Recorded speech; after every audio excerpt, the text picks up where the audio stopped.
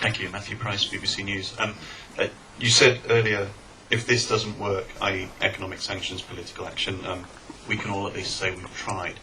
At what point do you think it becomes necessary, if the current Iranian administration got hold of nuclear weapons, at what point would it, in your mind, become necessary to launch military action to get rid of those weapons? Well, before they have it. And I think it would be... Now, this may come strange. This may sound strange coming from me, but it seems to me that why rush to a nuclear, to a military attack on nuclear facilities if you can use other means? But you have to use them quickly. Economic means have the advantage. The economic means I described have the advantage of being very, very fast, the way markets work. If you can get 20, 30, shall I say 50 pension funds in the United States withdrawing their holdings from Iran, this would have an immediate, enormous impact. You have to know how the global economy works today. This is powerful, very powerful and very quick, very, very quick, because everything is interconnected. It begins to affect also Iranian. There's a class of businessmen now in Iran who are, tens and tens of thousands of businessmen who are keeping this economic entity alive. They're going abroad and so on, and all of a sudden they see their horizons closing. And this is something that has impact in Iran politically, without a doubt, and perhaps not only politically.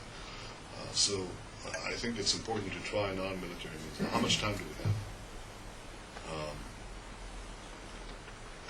Our chief of Mossad has said we have 3 years,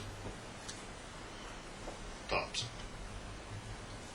Okay, there are other estimates, but I think most people would agree that's, from what we know, that is not unreasonable. 3 years, it could be also 2 years. I heard now in my visit to France somebody saying it's a lot closer than you think. I don't know, based on what I've been, briefings I received, but I can give you the estimate given by the chief of Mossad publicly. But even 3 years is 1,000 days. And a day has just gone by, this day. So we don't have a lot of time. And it's important to amass those pressures now, as quickly as possible. Although I don't think one should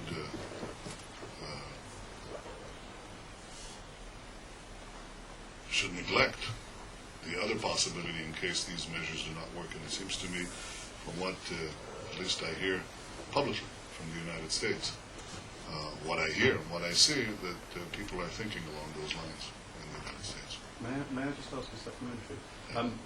Is the time frame also perhaps contingent on the current US presidency? I hope not. I hope not. I hope this transcends domestic American politics. It should. It should actually transcend international, classic international rivalries between states and so on. It really should unify here a very large portion of the Earth's peoples. A good case in point is that I think this has superseded the Arab-Israeli conflict and the Israeli-Palestinian conflict, because a lot of Arab countries right now are saying, if you ask them what is their top priority, they will tell you. They may not tell you publicly, they'll tell you privately, many of these governments, that their top priority is to stop Iran. This creates the possibility of tacit and sometimes not so tacit alliances between Israel and governments in the Arab world, or Israel and moderate Palestinians. And I think it's really an understanding of that there's a battle here between moderates and extremists, except extremists will win the day, at least for a while, if they're armed with nuclear weapons, and everybody understands that. So I think that it is if it is breaking apart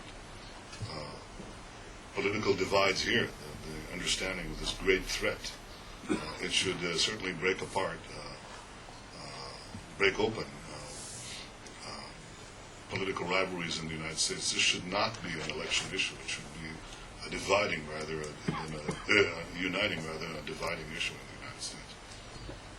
And by the way, it's totally irrelevant from the conflict in Iraq, from the political debate over Iraq, because whether you stay or whether you leave, whether you set a timetable for departure or you don't, whether you have a surge of forces or you have a decline of forces, if Iran acquires nuclear weapons, you will lose Iraq, for sure. And in my opinion, you will lose most of the Middle East. And many other things will be in jeopardy. So this should not be part of the internal American-U.S. debate, presidential debate or other.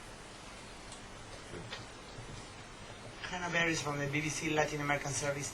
Mr. Netanyahu, where do you see Israel in all this scenario regarding what should be done, the way it should participate in a coalition when we are talking for the time being only about non-military measures, and also when we pass the threshold and the military aspect should be tackled?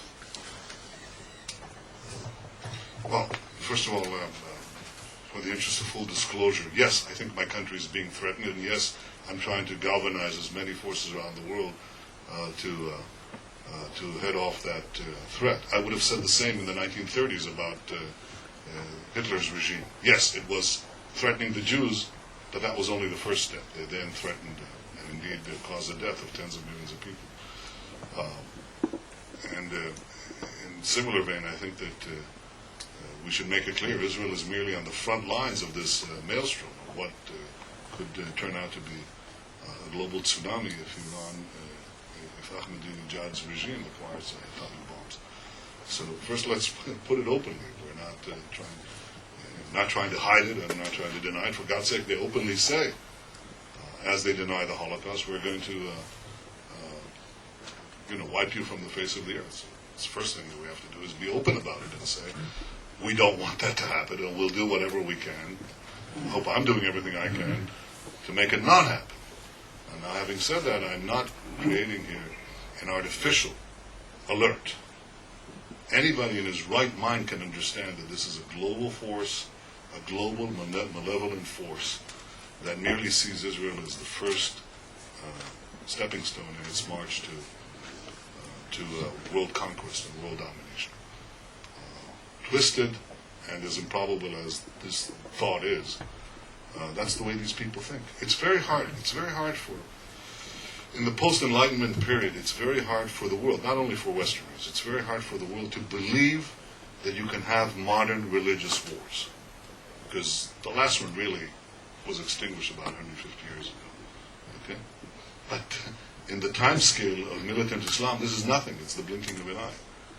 They have to correct. The first assault on the West from the West failed. The second assault on the West from the East in the great naval battle in Lepanto failed. The third assault in Vienna failed. This is the fourth assault, except it's much more insidious and much more powerful, and it uses many, many aspects. But the most important thing is it uses nuclear weapons. It is important to understand that people think like that. They think differently from the way we think. Okay? So, yes, they intend to get us, but we're merely the small Satan. Europe is the middle-sized Satan. And the United States, I hope it's not offended, but the United States is the great Satan. And we have to put it in exactly that perspective. We're number one, only in time.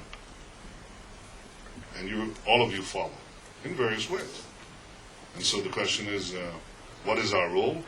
Our role is, first of all, to protect ourselves. This is our main lesson from our past tragedy. But our role is also to alert others to the danger. But it cannot be just our effort, or even in the name our effort. Just as the previous mad ideology was not a Jewish issue, and if there had been an Israeli issue. It's a world issue. It's a civilizational issue. And I draw a total distinction with other, what are called conflicts, but are really competition of civilizations, to use Huntington's example.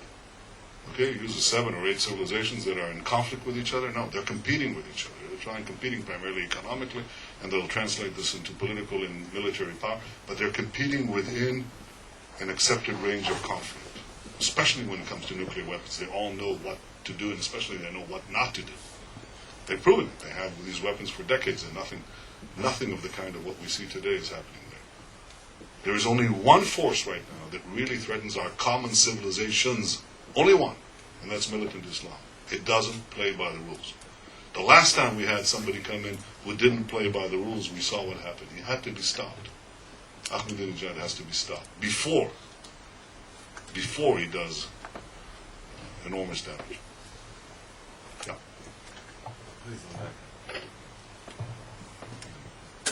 Yeah.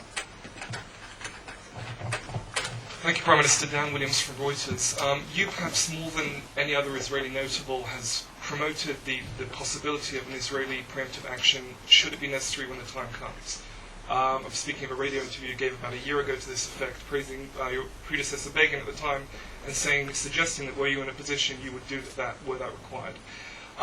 Now, clearly Israel has a pedigree in this area, but clearly this also serves as a very useful goad when it comes to, say, wavering parties in Europe who might otherwise not be so interested in imposing harsh sanctions. I'm wondering if you see that effect, and I'm talking about the secondary effect, wearing thin in Europe. I'm talking about recent statements by Chirac when he spoke about playing down the idea of an Iranian bomb. He spoke about Israel, potentially the United States, raising Tehran in response. He didn't speak about a preemptive Israeli action. There was the leaked EU report that also did not mention preemptive action. There are independent military analysts who think that the job is really too big for Israel to handle alone, and when it comes to the United States, that it's overextended in Iraq and lacks public support. Do you see, and I'm focusing specifically on Europe here, do you see that effect wearing thin? Well, I think I prefer to talk about the actions that are in agreement and should be very wide consensus internationally, and that is the political and economic pressures that could be brought down on this regime with great force. I think there are cracks there that may not have been evident a few months ago and certainly a year ago. It's very clear that there's internal schisms in the regime itself. There's enormous public resentment. Some of it is being expressed in meetings with students or housewives and so on. You can hear it. Even in this Iran, because Iran is not hermetically closed. It's not a hermetically closed tyranny. It's a porous tyranny. You can hear the voices of dissatisfaction and dissent. So I think that before you get into this area, which is always murky by its nature, it's best to focus, as I'm doing now, and I've been doing in the last few months, on the measures, the non-military measures that could be applied. There's no question that if stiffer measures are needed, it's best that the United States would lead them. Amikal Jandowski, the Czech ambassador. Mr. Prime Minister, there are three present or future great powers in the close neighborhood and proximity of Iran, Russia, India, China. And it could be argued that no system of sanctions, economic or otherwise, will be effective without they being a part of the system. How do you propose to involve them? It would be a lot more effective if they were in the system, if the UN sanctions, which were adopted by the Security Council, are ratcheted up. Obviously, it would be very effective. But these, A, take their time, B, have these gates that have to be passed each time and require international agreement. It's important that you got this international agreement for the first time. I don't discount if not the economic significance, the political significance of this unity is something that I think is not fully appreciated. But in terms of time, the fastest way to achieve rapid impact economically is actually through this can also be done by non-UN sanctions, by what I call selective voluntary sanctions. This means that if the pension funds do what I said, immediate impact. If certain governments do what I said, the U.S. government is doing that right now through the Treasury action on curtailing banking activity, very effective. These are not UN measures, but they're having their impact. You're feeling them, you're hearing their impact. There's no question that they're taking their toll. So would it be better if China, Russia, and India coalesced in this wholeheartedly and did did their part fully? The answer is yes. Do we wait for it? No. One more question, please. George Bureau, Neue Zürcher Zeitung from Switzerland. Israel has a policy of nuclear ambiguity. Nevertheless, many countries do see Israel as a nuclear threat. What do you say the preventive actions that you suggest, economically, banking, judiciary, they could be used against Israel as a preventive measure? There is often in this type of discussion a confusion between means and ends. There are many means that could be used, like embargo. That is a neutral means. It could be used for just reasons and could be used for unjust reasons. But the means itself is not, it's value-free. It doesn't mean anything. The same is true of divestment. It could be used for good reasons or for wrong reasons. The same is true of UN resolutions. You can call Zionism racism. The only country that ever transported black people out of Africa to liberate them and not to enslave them, you can call that racist. You can call the movement of Theodor Herzl, a man who wrote, "After I liberate the Jews, I'll go and liberate the blacks of Africa." You can call Zionism racism. You can do that. So UN resolutions can serve for good reasons or for bad reasons. Divestments can be used for good purposes or bad purposes. That should not tell us to do nothing because somebody can abuse these means. That way, good people would never defend themselves against bank robbers or killers because they're using guns, and so we couldn't use guns in response because guns are being abused. So I would grant that people have tried and will continue to try to defame and isolate my country, but that should not stop us from meeting now this important, this fantastic threat really to all of us. I do want to say that I think all nuclear proliferation is bad, but some of it is a lot worse. I mean, if Holland has nuclear weapons, it's not the same as the Ayatollah or Al-Qaeda getting nuclear devices. I think we've reached. You agree with that? I want to thank. Thank you all. Appreciate it. I want to thank Prime Minister Netanyahu for joining us today for a very enlightening and very important ICA briefing. Our next briefing is with General Gallant, and that's the date is what? On the 7th of the next month. We'll all be getting invitations. He's commander of Southern Command. Will be speaking about the situation in the Gaza Strip. Thank you again.